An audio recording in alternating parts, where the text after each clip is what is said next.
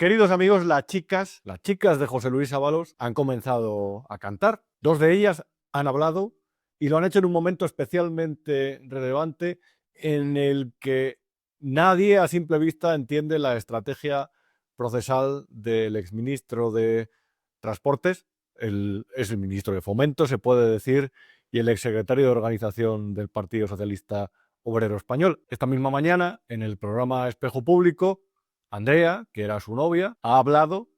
y lo ha hecho de esta forma con respecto a un vídeo, un misterioso vídeo que dice que grabó. Antes de que la gente se confunda, yo no soy quien filtra el contenido del audio. Yo es verdad que fui conocedora porque estuve allí. Yo pensé que José Luis en el mismo momento lo filtraría a los medios. En este vídeo, o en esta grabación, mejor dicho, que es una grabación de audio, básicamente se recoge, al parecer, una oferta que una persona del Partido Socialista habla de Santos Cerdán le había hecho a José Luis Ábalos para comprar su silencio, para que no disparara contra el partido, a cambio de participación en tertulias, de artículos de opinión y de un puesto de trabajo en una consultora afín al partido. Hay quien dice que cercana a Pepe Blanco. Ella abundaba en esto en el mismo testimonio, en el programa de Susana Griso, pero además decía que ella ve, que José Luis Ábalos no vive su mejor momento, que le ve delgado e incluso hasta con problemas de salud, e incluso llegado a hablar en unas declaraciones a otro medio de comunicación de tendencias suicidas. ¿Cómo le ves? Mal, como dices, muy delgado. La degradación física es evidente, se lo ves por televisión, pero en persona más todavía. Y de salud tampoco andaba muy bien. Esto realmente lo que nos deja ver es que mientras José Luis Ábalos estuvo señalado por el partido, simplemente vamos a intentar hacer una especie de recopilación, y perdonad el corte, de lo que ha sucedido desde que detuvieron a Koldo García. En ese momento, si recuerdas ese día, José Luis Ábalos, preguntado por los periodistas en el pasillo del Congreso de los Diputados, dijo que estaba muy decepcionado, que no tenía ni idea de por qué lo habían detenido y de las actividades de este señor del que ni siquiera era cercano y al que no veía hace muchos meses. Cuando el Partido Socialista le pidió irse al grupo mixto, no entregar el acta de diputado, ojo al matiz del aforamiento. Cuando le pidió irse al grupo mixto, él dio una rueda de prensa y dijo que era un soldado en mitad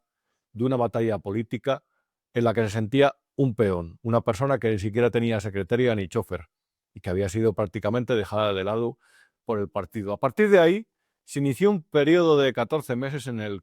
los que, mientras avanzaba la investigación sobre el caso Koldo y se veía que eso iba mucho más allá de las mascarillas y de los hidrocarburos, mientras se popularizaban en España personajes como Víctor de Aldama, mientras tanto hubo un periodo de latencia de 14 meses que el otro día, la semana pasada, tuvo un par de episodios especialmente relevantes. El primero en realidad fue hace 2 semanas, cuando agentes de la UCO entraron en la casa de José Luis Ábalos, en Valencia, se encontraron a una tal Anaís, que dice que es su amiga, que por cierto tenía pasado en páginas de modelos, las que se ofrecen modelos, pero también tenía pasado como actriz porno. De hecho, se hacía llamar Leticia Hilton, porque se parecía a Paris Hilton. Y ese día estaba en casa de José Luis Ábalos. Y en lugar de decir Ábalos que estaba por allí, pues para lo que todos podemos llegar a imaginar, los que digamos que 2 más 2 son 4, los que todavía lo concluyamos, lo que dijo José Luis Ábalos es que estaba para ayudarle a limpiar la casa y pasear el perro, en un ejemplo fantástico de cómo un hombre funcional y adulto hace las tareas del hogar. El caso es que ese día ella se iba a escapar con un pendrive, según el atestado de la UCO, con un pendrive metido dentro del pantalón, con un disco duro. Y claro, a lo mejor ahí hay información confidencial. De hecho, eso se sugirió desde el entorno del propio José Luis Ábalos. Y llama mucho la atención porque el lunes siguiente, cuando se celebró aquella reunión en emergencia dentro de la sede del Partido Socialista, la que culminó con la rueda de prensa del Caimán de Moncloa, diciendo que eran las 5 y que tenía hambre, pidiendo perdón a todas las mujeres de España y a todas las militantes socialistas por las conversaciones que había capturado la UCO entre Koldo y Ábalos, en las que hablaban de Ariadna, Carlota y la colombiana que se enrolla que te cagas. Después de todo eso, en esa reunión, el PSOE decidió echarle del partido. A lo mejor nos vendieron que era por las conversaciones sobre las mujeres unas horas antes de que la propia ministra de Igualdad, Ana Redondo, que venía de Valladolid como Óscar Puente, de verdad que cosas salen del Pisuerga, me incluyo. El caso es que a lo mejor nos querían convencer que le habían expulsado del partido por esa cuestión, en un momento en el que el PSOE, como te decía, a través de Ana Redondo, decía que quiere volver a iniciar el procedimiento legal para abolir la prostitución. Pero llama la atención, desde luego, que le echaran del partido justo en el momento en el que aparentemente puso información sensible en manos de la UCO, de la Guardia Civil, del que investiga las corruptelas relacionadas con el gobierno y con el PSOE. En cualquier caso, unos días después de todo esto, esta chica, Andrea, ha salido a la palestra y ha dicho en un medio de comunicación que el PSOE, pues como hace una mafia, como hace una entidad mafiosa, una entidad jurídica que puede ser acusada de organización criminal en las próximas semanas, o por lo menos detenerla, encabezada presuntamente por Santos Cerdán, ese partido le ofrece un pacto de silencio y le ofrece columnas en prensa y le ofrece colaboraciones en tertulias y le ofrece fichar por una consultora amiga que en realidad está para estas cosas, para tener a todo el mundo contento y, bueno, pues para llevar negocios porque son de especial interés estratégico para todos aquellos mundos o lugares del planeta donde se introduce el Partido Socialista. Hay un matiz también porque Andrea no ha sido la única, Andrea es la exnovia de Ábalos y no ha sido la única chica de la vida del exministro que ha hablado en las últimas horas. Porque Miss Asturias, la tal Claudia,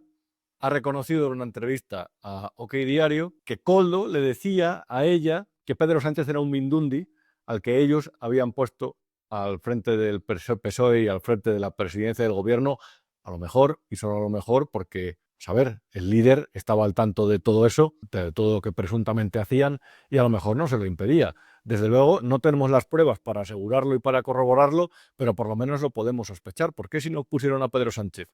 Porque tenía una especial ansia de poder, que para estos era una especie de cuestión que les gustaba o cuestión gratuita, o porque realmente era el que estaba dispuesto a permitir que se hiciera en el partido lo que ya habían empezado a hacer después de ganar las primarias del partido con esos 2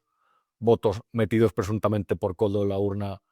a la orden de Santos Cerdán. Desde luego, estas son las cosas del PSOE, del partido del gobierno, del Partido Socialista Obrero Español, que al final, como te decía, se comporta pues como las mafias, intentando comprar silencios, intentando condicionar a personas que están involucradas e investigadas en procedimientos y a saber si estos pueden llegar, dado que no ha sido decretada la prisión provisional, a condicionar otras partes del procedimiento, como los testigos. Desde luego, cuando el periódico británico The Times definió a Pedro Sánchez como Don Teflón, que es como se definía a John Gotti, el mafioso neoyorquino que era especialista en eso, a callar testigos y condicionar procedimientos con malas artes, aquí están intentando cambiar al jefe de la UCO. A lo mejor ese mote le venía al pelo. De hecho, a lo mejor lo de John Gotti, lo del mafioso, criminal, asesino, en algunos casos,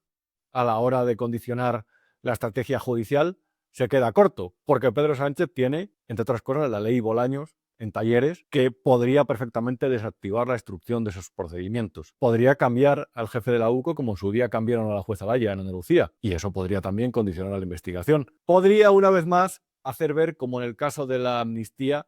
que gente que presuntamente incumple la ley, que gente que atenta contra el interés general y contra los impuestos que pagan los ciudadanos, o mejor dicho, que se benefician presuntamente de ellos, que esa gente queda completamente impune. Y entonces estaríamos confirmando algo de lo que llevamos advirtiendo hace tiempo, que España no es un Estado libre, es el Estado del PSOE, y que realmente tiene comportamientos de Estado fallido, donde los corruptos quedan o pueden quedar absolutamente impunes, libres y coleando.